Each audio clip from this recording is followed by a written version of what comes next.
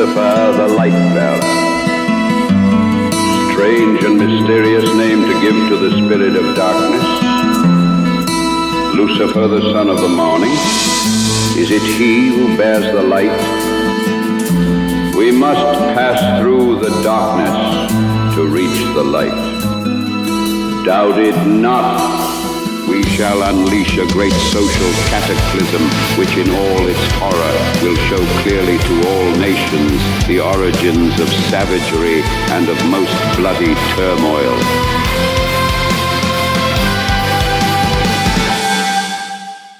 The Freemasons have shaped politics, architecture, and philosophy for over 300 years. Often surrounded by myth, their real story is stranger and more influential than most realize. In this episode, we explore the history, symbols, and the legacy of one of the world's most enduring secret societies. Welcome back to the Common Anomaly podcast. I'm your host, Stuart James. Joining me today is Clayton James. How's it going, brother? Good. I'm feeling a lot better this week. Fantastic. Glad to hear it. So we're tackling the Freemasons this week.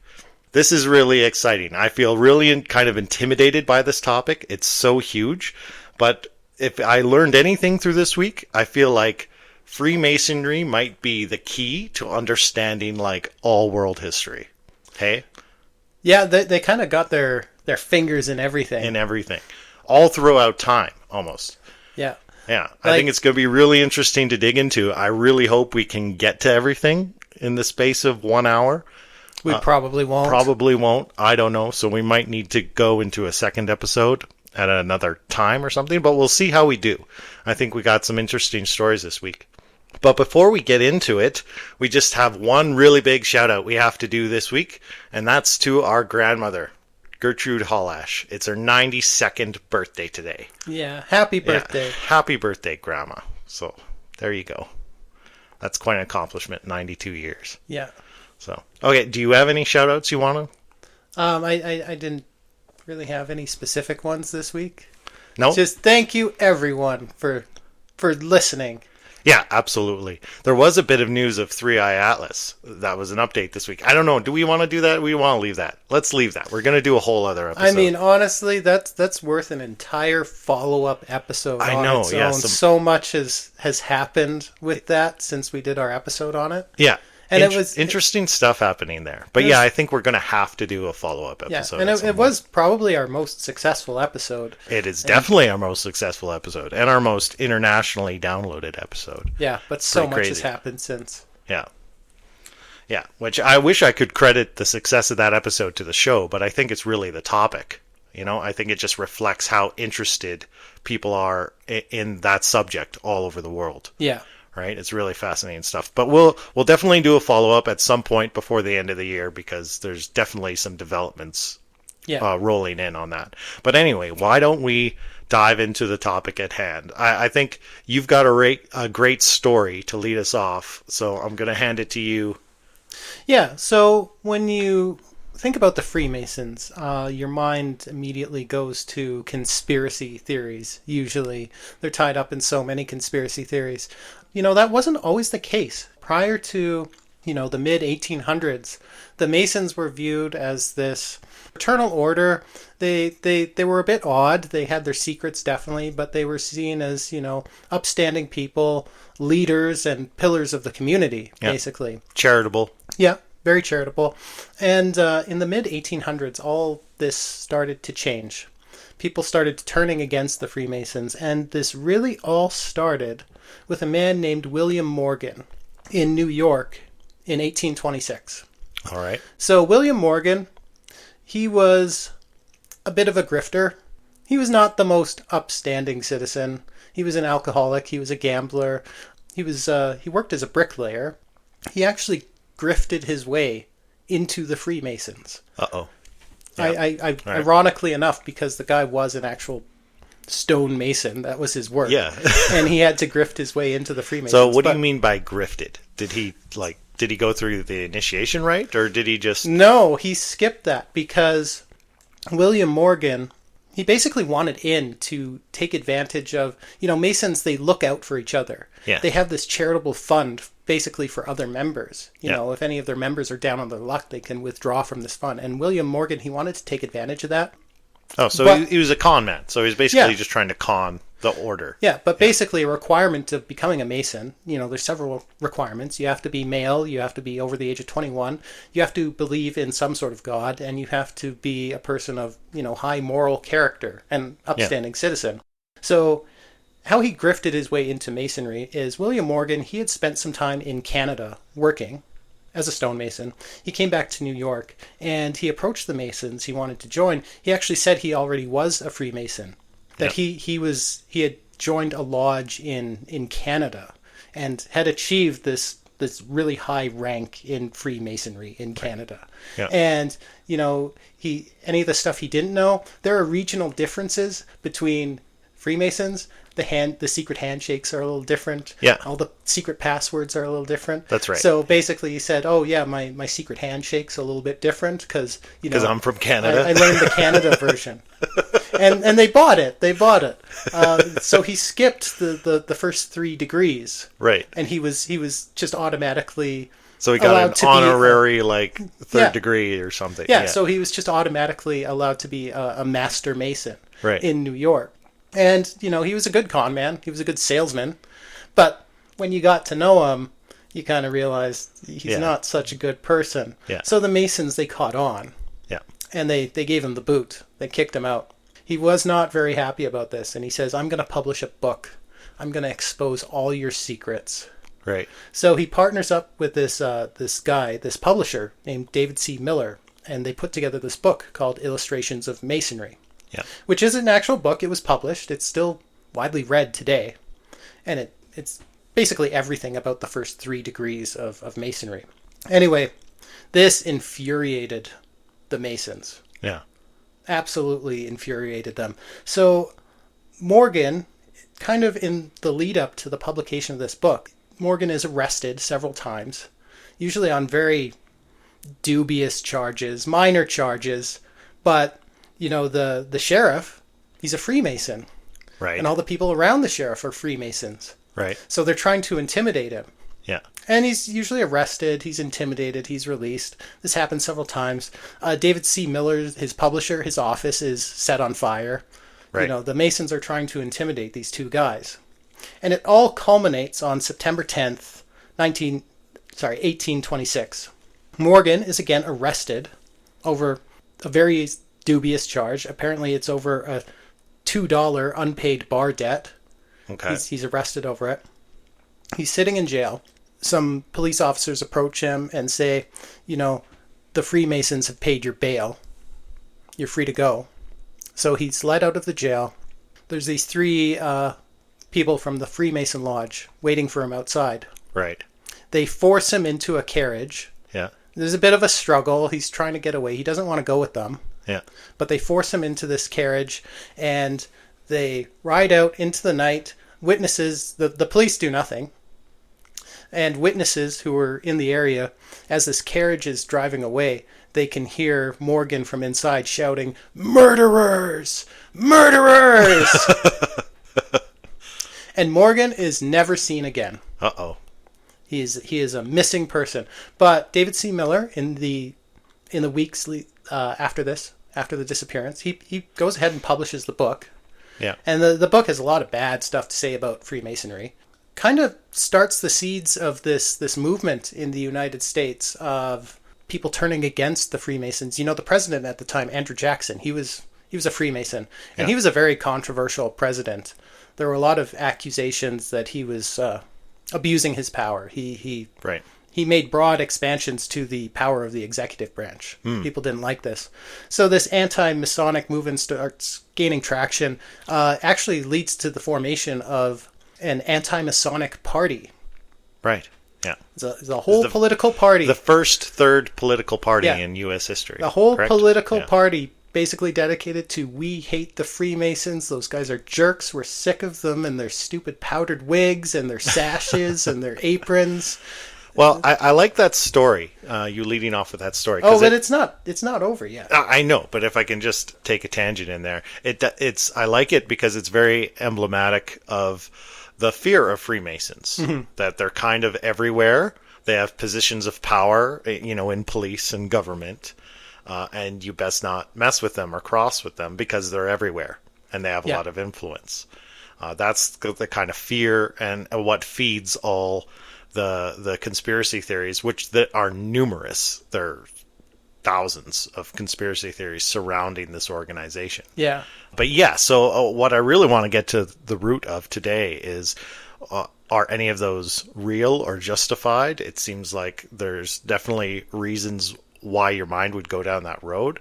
But is it real, I guess, is the ultimate question we're asking. Obviously, the order, the fraternity, is real and has been around for hundreds of years. So, of course, they have influence. Yeah. And the fact that they've been around a long time, there's so many of them. But anyway, continue with your story. I want to find out how this ends. Several Freemasons are actually investigated and charged and convicted for abducting William Morgan, abducting him. There are confessions to the abduction, but no one confessed to murdering him. Basically, the story is they wanted to kidnap him, intimidate him, take him out to the Canadian border, and say, you're going back to Canada, never show your face in New York again. Deported him back to Canada. Yeah. That's what they confessed to. Several Masons. So wait, pardon, sorry to interrupt again. Was his body ever found? Yes. A year later. A year later. Okay. A year later. But in the meantime, several Masons, including the sheriff of Niagara County, who was involved in this, are charged and convicted with conspiracy and kidnapping. Yeah. But then a year later, more than a year later, in October 1927, William Morgan's decomposed body washes ashore at Oak Orchard Harbor on Lake Ontario. So this is like the last straw for people. This is like a nationwide outrage that the Freemasons murdered this man. Yeah. Court of public opinion, the Masons did it. Yeah. Yeah. The anti-Masonic party, and along with their allies in the Whig party, actually hold this giant protest on the lawn of the White House. They throw bricks through the White House windows. They burn an effigy of Andrew Jackson on the White House lawn. Yeah. People were infuriated. And this permanently damaged, this permanently stained the reputations of the Freemason. To this day. That book, Illustrations of Masonry, like I said, it's still widely read.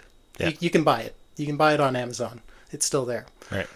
But yes, established, the Freemasons did kidnap this man. Yeah. What happened in the intervening years? There's different stories. And I actually want to circle back to that later. Oh, okay. I want to circle back to that later. Is there some...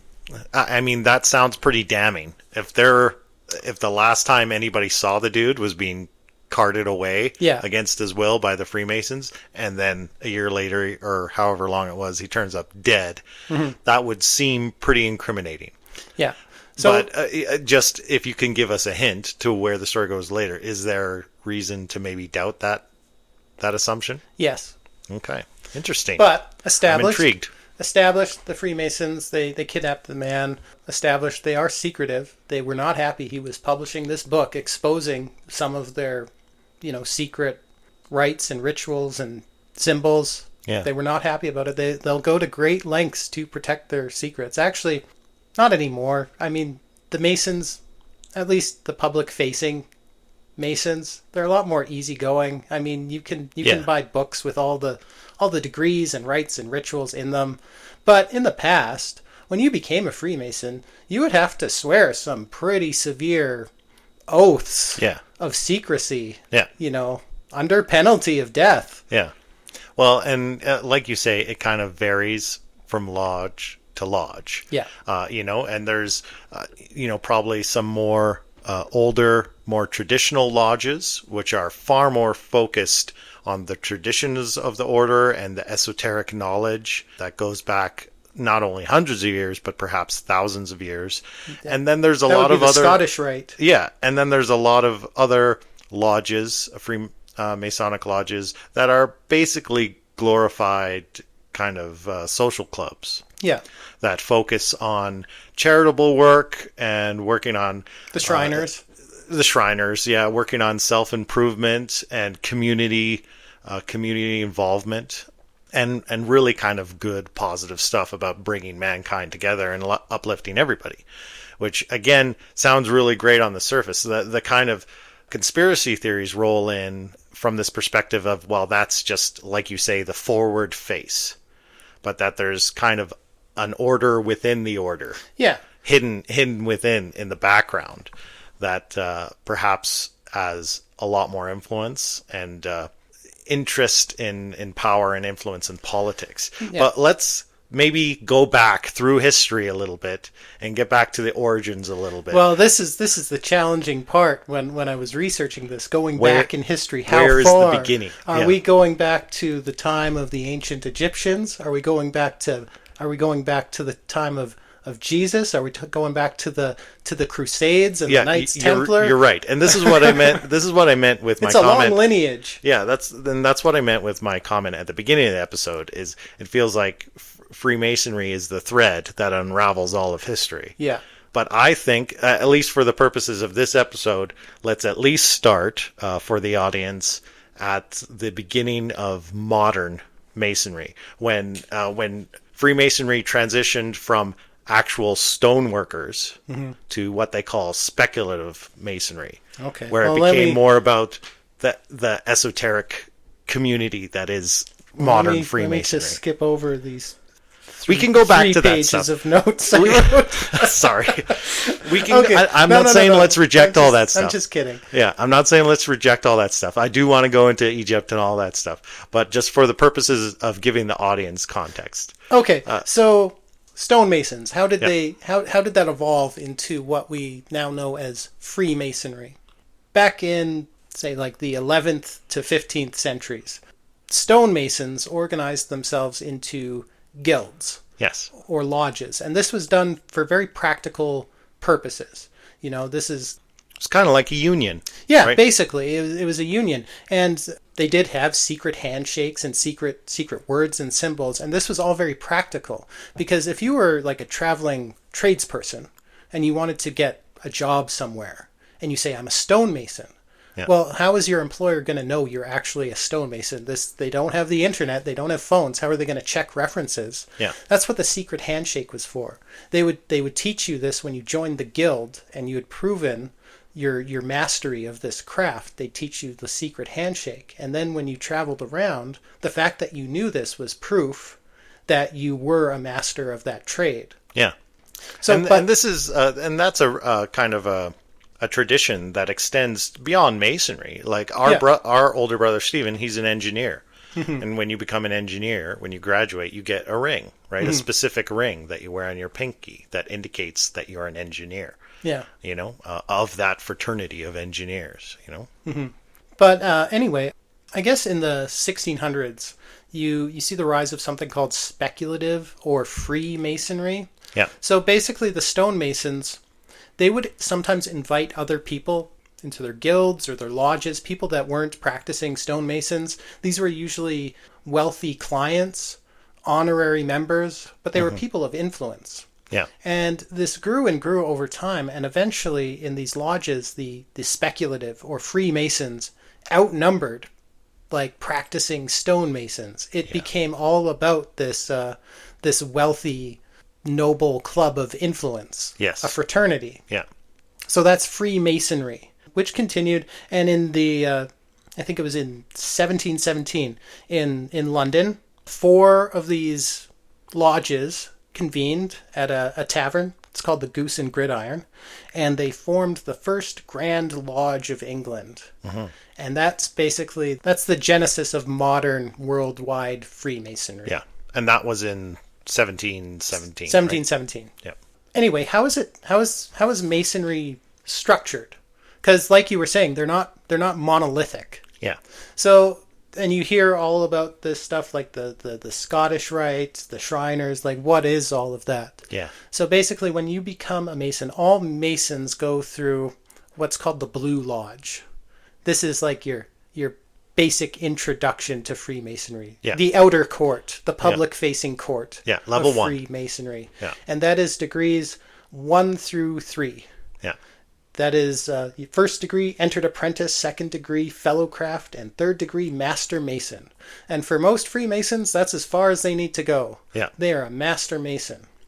But then after that, it branches off into these distinct rites. Yeah. There's, the two most popular ones are the Scottish Rite and the York Rite. The Scottish Rite is the one with 33 degrees. Yes. That you have to work through. Basically, as you advance through these degrees, it's like ranking up within the organization. Yeah.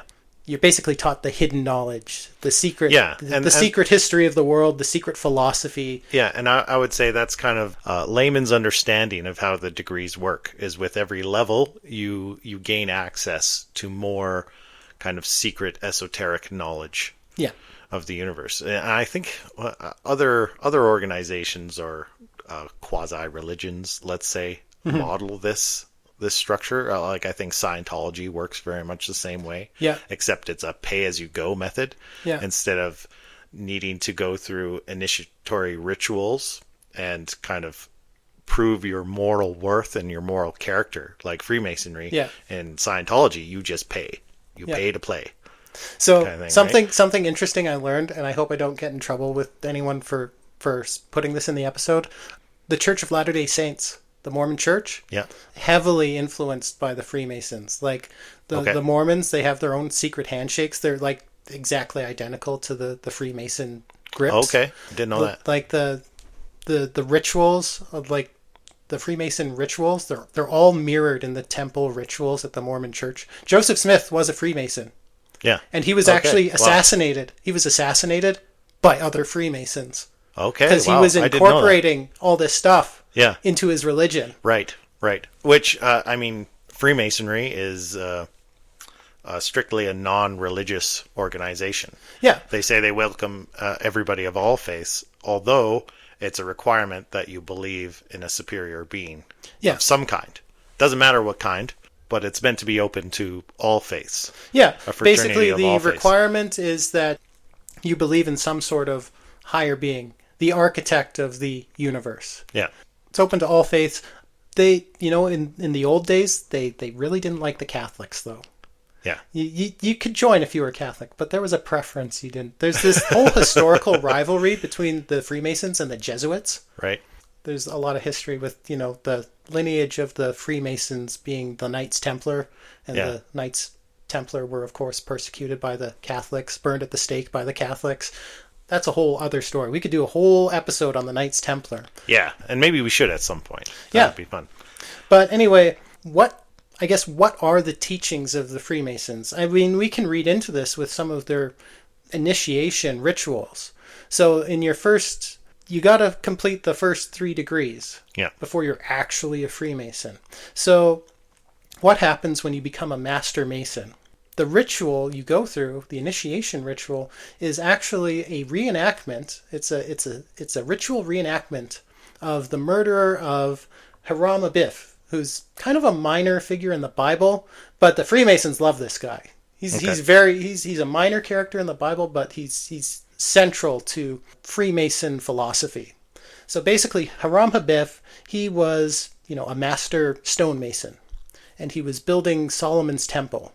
And only Hiram Abiff was entrusted with the sacred designs of the temple, the master's word or ultimate truth of the universe that was supposed to be encoded in the design of this temple. Yeah. Now, these 3 other fellowcraft masons, or ruffians as they're sometimes called, they're very impatient to learn this secret truth of the universe that Hiram Abiff is keeping to himself. So they confront him. Hiram Abiff, he ain't having any of that. Yeah. He refuses to reveal, the secrets of the temple. So they murder him. And when you're initiated into Freemasonry, like you're ritualistically like beaten up by 3 other fellow craft Masons. Okay. In the Freemason Ritual home. beating. Yeah. Yeah. Yeah. they're like ritualistically murdering you. Yeah. And basically what happens after that is, the head of the lodge, after you're ritualistically beaten to death, the head of the lodge, he'll come like give you this like secret Masonic bear hug. It's called the lion's grip. Yeah. And that's supposed to like symbolically resurrect you from the dead. Right. Which in the Haram Abiff story, it was King Solomon who went and found Haram Abiff's body and used this lion's grip to resurrect him. Right. Fascinating. So it's basically supposed to, symbolize, the death of your old self. Yeah. And your rebirth as an enlightened Mason, ready to continue the work. What's the work? The building of Solomon's temple. Yeah. Metaphorically, the temple is actually the temple of the spirit. They keep talking about how the work continues because you're supposed to be building the soul, building the temple within yourself is what Masonry's all about. Yeah, the entire the whole fraternity or order, if you ask me, is kind of built on this metaphor of the work of being a Mason, of building a building, is akin to building yourself up as a spiritual, moral human being. Yeah. Right. And it's definitely seen. I mean, it's not that Freemasonry isn't still very popular today, but I understand they have a lot of retention issues today, probably because of the public kind of stigma towards Freemasonry and just secret societies in general. Yeah. But I mean, think about history. Think about this span of time from the 16th century on. Gothic architecture of old European world is so beautiful. So amazing. You don't see that today. No. Right? Like, I have a personal story I want to relate. I promise I'll keep it short. It is a bit of a tangent. Oh, that's all right. But I enjoy those. Im and I, one year, went to go see the History Cycle, Shakespeare's History Cycle at Stratford-upon-Avon in England. It's the only time I've ever been to the United Kingdom. Okay. And so we went to London, and we were in London for a couple days before we went to Stratford, staying with a friend who lives there. And so, of course, first time we're doing the touristy thing in London, and we really wanted to see Westminster Abbey. So we go on the Saturday, and it's shut down. You can't access it. You can't get inside because they're doing some work or some renos or something needs to be repaired, and it's closed to the public. But it was still going to be open for service on Sunday.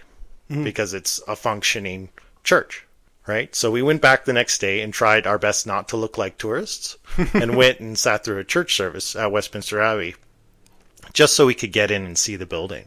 And it's hard to describe.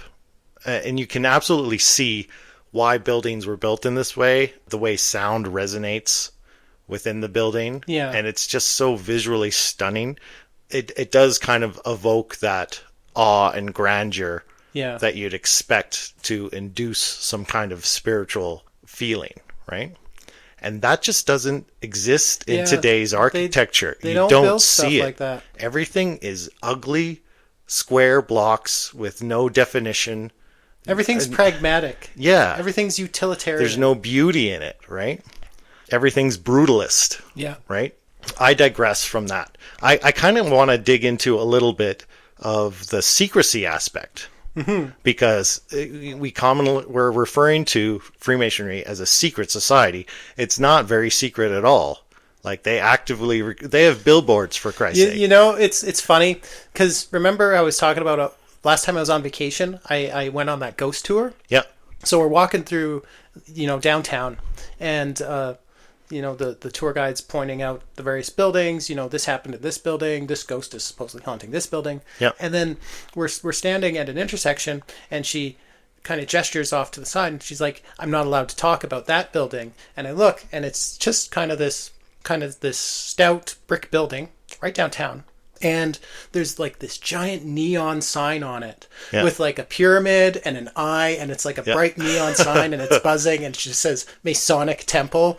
And Yeah. I looked at it, I'm like, that's a great secret society they had once. Well, and they have an issue. Freemasons take issue with that term, secret society. Mm-hmm. They would say we're not a secret society. They're very much an open society, but they would say they're a society with secrets. Yeah. And I think even the term secrets would probably rub the wrong way. The way I've heard it explained, as I've kind of dug into Freemasonry from a Mason's perspective in my research this week, is they prize privacy and discretion. So I think the word secrecy is maybe a misinterpretation. Well, it goes right back to why that story of Hiram Abiff. I mean, there's many reasons that's important to the Masons. One of them is, what does Hiram Abiff do in that story? He refuses to betray the trust that's been given to him, even at the cost of his own life. That's a very important allegory to the Masons. That steadfastness, holding on to what you've been entrusted with. Yeah. Even at the cost of your life. That's a very important part of that story to them. Yeah. Well, and for me, that explanation kind of resonated because what is one of the mottos of the French Revolution? And so when we get into history, we'll talk about how Freemasons kind of hand in hand and a lot of developments throughout Western civilization's development. And still do, in theory. And still do, in theory. And we're going to the American Revolution, French Revolution. One of the mottos of the French Revolution was liberty, equality, and fraternity, which is very much influenced from Freemasonry. And if you ask me, privacy, I think something we've learned in our current epoch, especially over the past, say, decade or 5 years or so, is that privacy is very much a cornerstone of liberty and equality, right? And why are they called Freemasons, right? Mason is obviously because of the profession, referring to the profession of being a stone worker. Yeah. But free, in that context, meant to be someone who's not an indentured servant. Yeah. Right? Someone who's free to walk about the world and conduct business and represent themselves freely. Right? And you cannot have freedom, liberty, without privacy. And personal discretion. I think all those things are connected to each other. Yeah. Right? So that's making a lot of sense to me. And it feels like that's baked into Western ideals. I think we might be able to attribute Freemasonry for the development of our kind of free democratic world that was built in Western civilization. Yeah, and so much of that. Am I off track? Let me know. Do you agree with that? No, I totally agree with that. And so much of that has its genesis in the American and French revolutions. The American Revolution, you hear these names of the founding fathers of the United States. George Washington, Benjamin Franklin, John Hancock, Paul Revere. The first whispers of revolution in America, they weren't talking about this in the Continental Congress. They were first talking about this in their Freemason lodges, because all these men were Freemasons. Yeah. And the Freemason lodge was somewhere they could go and talk privately about these things. And, a Freemason lodge, it's kind of like Vegas. What happens at the lodge, it stays at the lodge. And the same with the French Revolution. Robespierre, Marquis de Lafayette, Georges Danton, they were all Freemasons. Yeah. And all very pivotal figures in the French Revolution. And this even continues in other countries. But, it's largely thought that the United States specifically was almost founded as a Masonic republic. Yeah. Because you see Masonic symbolism so much in everything American, you know. And one of the theories why that is George Washington, he was very public about his affiliation with the Freemasons. And when they decided to, what form of government they wanted after this revolution, they landed on republic. But that was a bit problematic because historically republics fail. republics crumble historically, and what replaces them is usually really bad. So how can we make this republic last? Well, republics are generally very, very secular entities, separation of church and state. All that. And yeah. religion is very useful. Religion is very useful for holding people together, So how can we make this work? And it's thought that George Washington decided he wanted to kind of encode Masonic symbolism into the culture because it's something almost quasi-religious.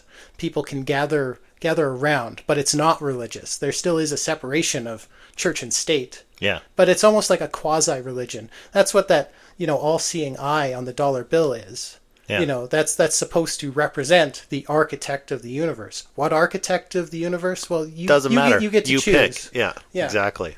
Yeah, interesting. Speaking of baking it into our culture, in Western culture, are you familiar with the Assassin's Creed games? Not Video really. Games? No? Not really. Okay. Well, for those who know, you probably might hear some clues as we're talking. Like the third Assassin's Creed game takes place during the American Revolution. Mm-hmm. The fourth takes place during the French Revolution. The very first game I've not played, but I believe is set in Egyptian times. If you look at the emblem of the Assassin's Order on the title of the video game, if you look at the front of the box or whatever, back when video games had that, it very much mirrors the compass and square of the Freemasons. And when you start each game, there's a little message, kind of a disclaimer saying, or I was interpreted as a disclaimer, saying that this game was developed by a multicultural team with varying beliefs, but share the passion for this story and the creation of this game. So it struck me that there's a lot of Masonic symbolism baked into that series. I tried to do some research and see if any of the creators had any public reference to being Freemasons, but could not find any. But I thought that was really interesting. That compass and square, coincidentally enough, or maybe not so coincidentally, it's also kind of reflected in our own logo. I don't know if he did that on purpose. No, it was not intentional. It was not intentional. And I mean, I realize we're starting to sound very pro-Freemasonry. We're agnostic. And also, I'll declare at this moment, not Freemasons. Yeah. But I found that really interesting. Yeah. Yeah. Do you know what that Tendrils letter everywhere. G in the middle of their emblem stands for? No. It actually has a triple meaning. It stands for God Okay. and geometry, Okay. which the Makes Masons sense. consider the oldest and noblest of the sciences, Okay. and also gnosis. Okay. Well, yeah. You know, the hidden knowledge. So there we see the three again. Just to touch briefly back on Harama Biff, because we talked Okay. about, Did I- quasi-religious but not religious. So why is the story of Harama Biff so important? Because it also mirrors the story of Osiris.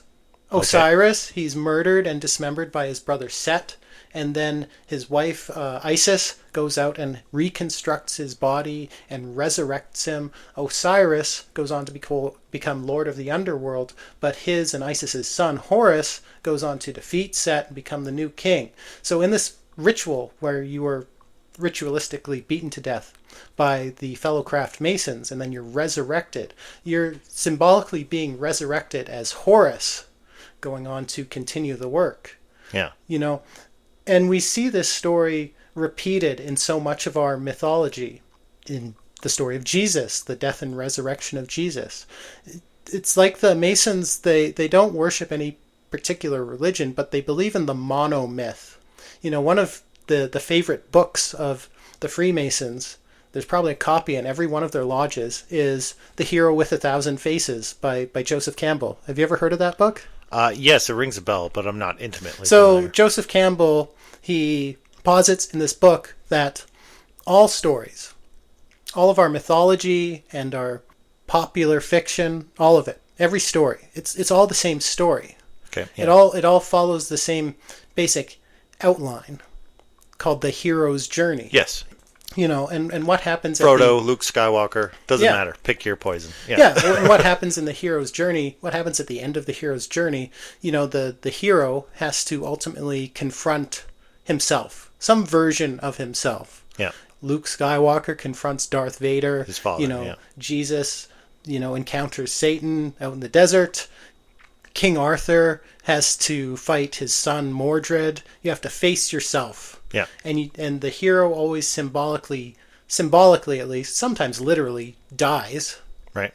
And this death is usually some kind of great sacrifice.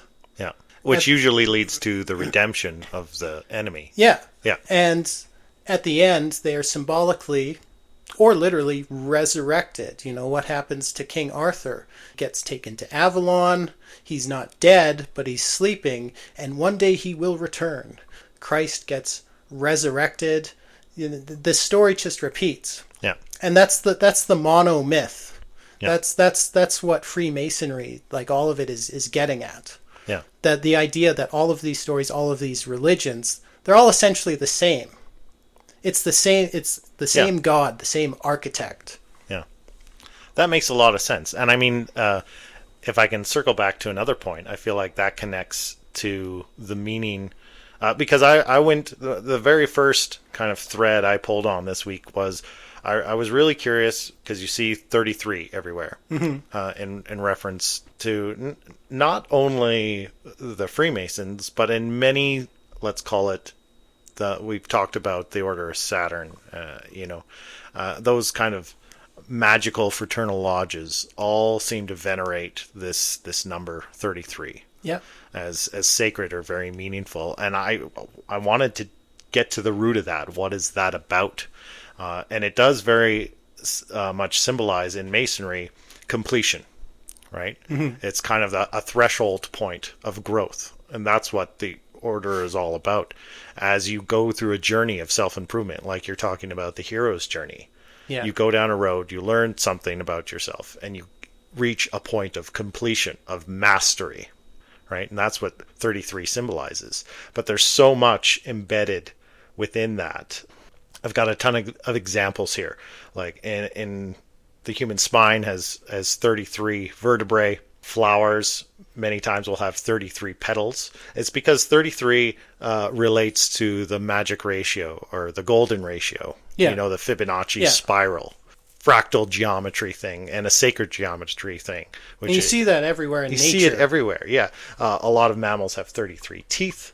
Jesus was crucified on the cross at 33 years old in the Bible. In Islam, in some traditions, paradise is described as a place where the blessed dwell eternally at the age of 33. Buddhism, Hinduism reference 33 devas. It goes on and on, right? Solar cycles, everything. Astrology. Anyway, I won't bore you with every single example, but 33 is everywhere. So there's this kind of impression. I can see why it's venerated, right? It seems like that's a bit of a hint to the code of the matrix, right?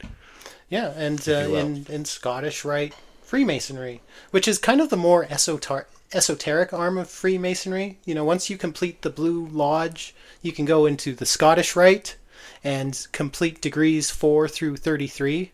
Yeah. 33 is like the completion.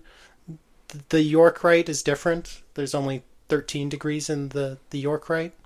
But yeah, the Scottish Rite is more, esoteric, philosophical, mystical. The York Rite, it's more biblical, Christian, knightly, chivalrous. Yeah. They teach those kinds of things. But I what I found is, there's so much, especially in the Scottish Rite, there's a lot of Saturnian imagery in Masonic lodges. This even the floors of the lodges, they're a black and white checkerboard. Yeah. Or sometimes like a blue and gold checkerboard. Okay. Blue and gold are very like Masonic colors, but basically, what does that represent? Duality, and also restriction, like Saturn. So many of their rituals have to do with order and time. Like even on the dollar bill, so much Masonic imagery encoded on the US $1 bill. Yeah. But also Saturnian imagery. Like, what do we have on there? We've got the all-seeing eye, and we've got a hexagon. We've got an all-seeing eye on top of a pyramid which has 13 steps on it, which represents the original 13 colonies of the United States. And we've also got this hexagon with 13 stars on it, also to represent the 13 colonies. Yeah. You know, and both those things are Saturnian images. Like even the planet Saturn. What does the planet Saturn have on it?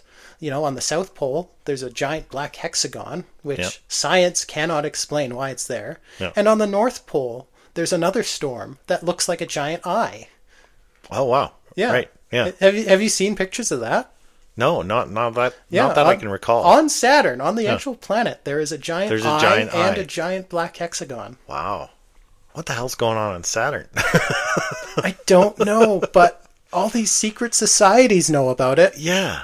Yeah. It's really weird, isn't it? It's really weird. Okay, I just want to point out that we're at 50 minutes right now. Gotten through like a quarter of my notes. Maybe we should consider doing this as a double episode. I don't know.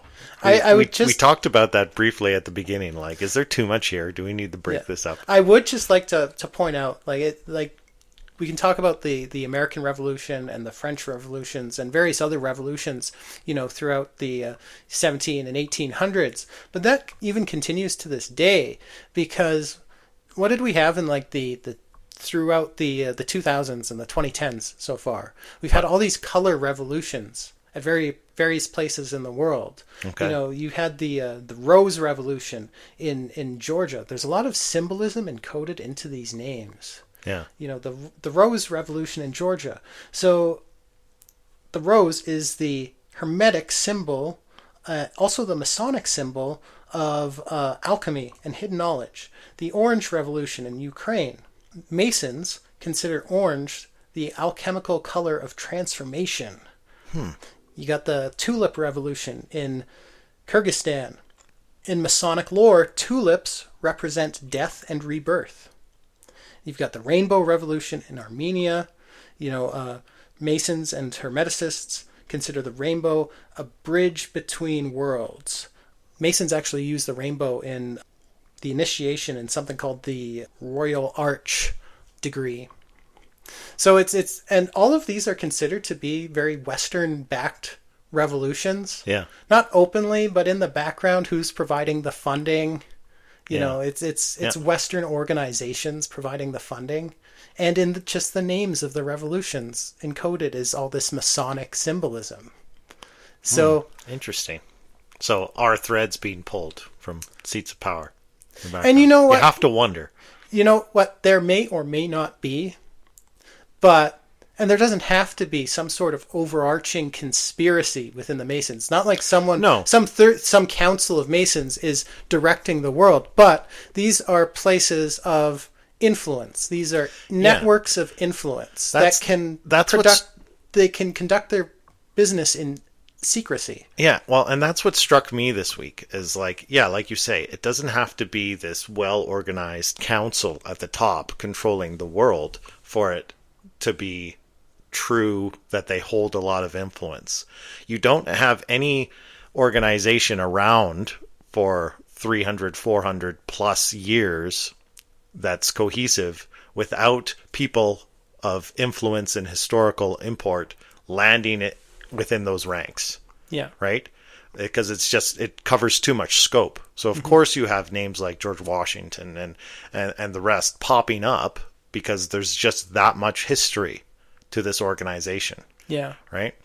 It doesn't have to necessarily be that well coordinated or nefarious for there actually to be a degree of influence to be had.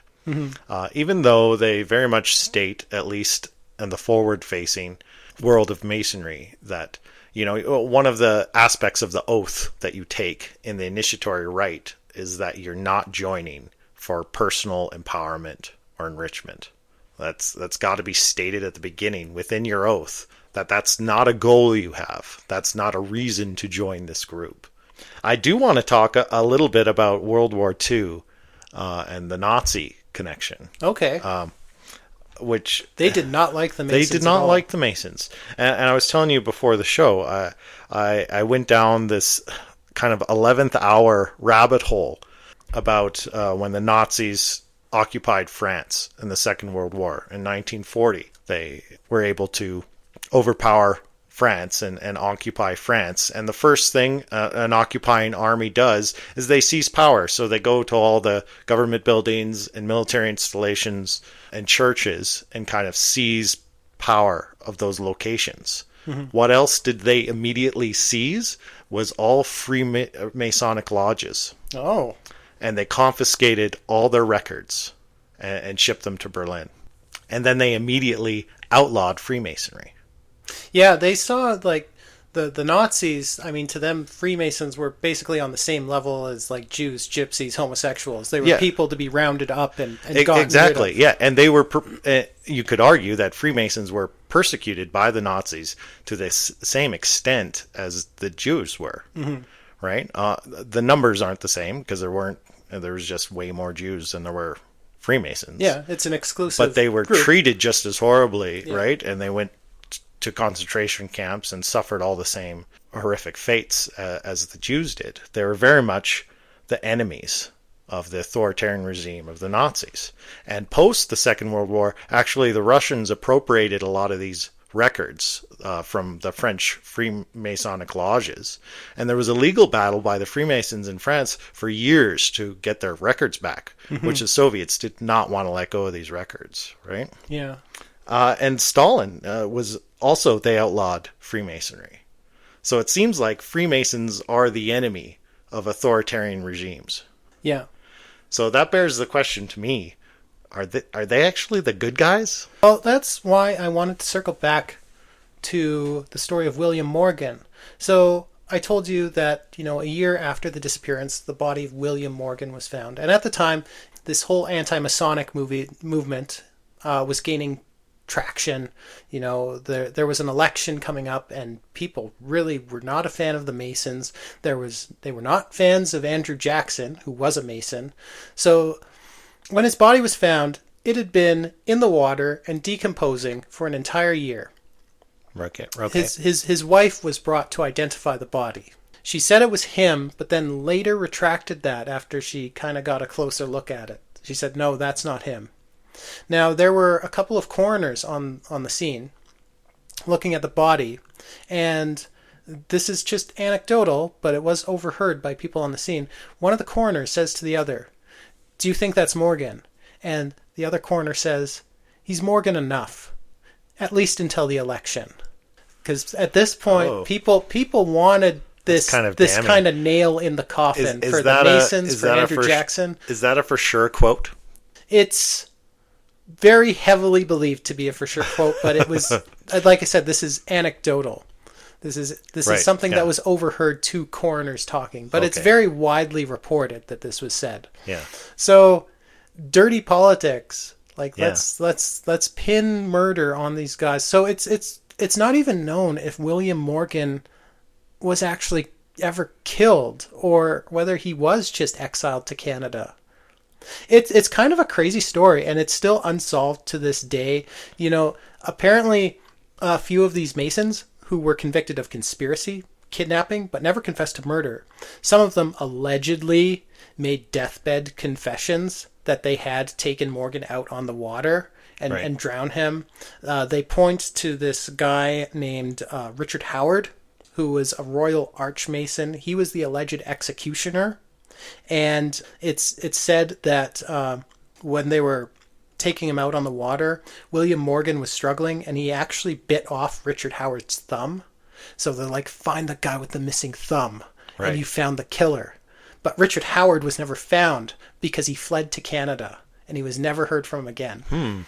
So this case has never been solved, but there was a desire amongst some of the authorities to pin this body they found on the Masons. Right. But it might have been like some other person entirely.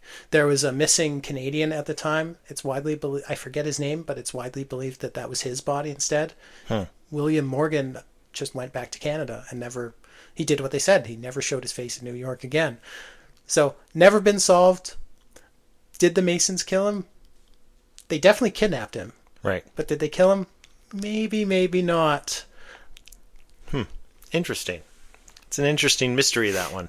Yeah. Yeah, we're getting to the point where we just have to wrap up. I think we might need to do a part 2. Like, we didn't even dive into the really crazy conspiracy theories. Yeah, I didn't get into the Templars. I didn't get into Albert Pike. I didn't get into the black nobility. I didn't get into the NASA stuff. That's the other thing about Assassin's Creed I meant to mention earlier, is that the Guild of Assassins, it's the whole plot of the game is they're at war all through history with the Knights Templar.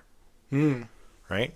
Another connection back. But yeah, and did you know at some point, like, there's so many different secret societies and secret orders and fraternities like this that have connections to the Masons. Did you know at one point the Illuminati tried to infiltrate the Freemasons by going and initiating it secretly, embedding themselves in different lodges with the goal of rising through the ranks of Freemasonry to basically take it over from within?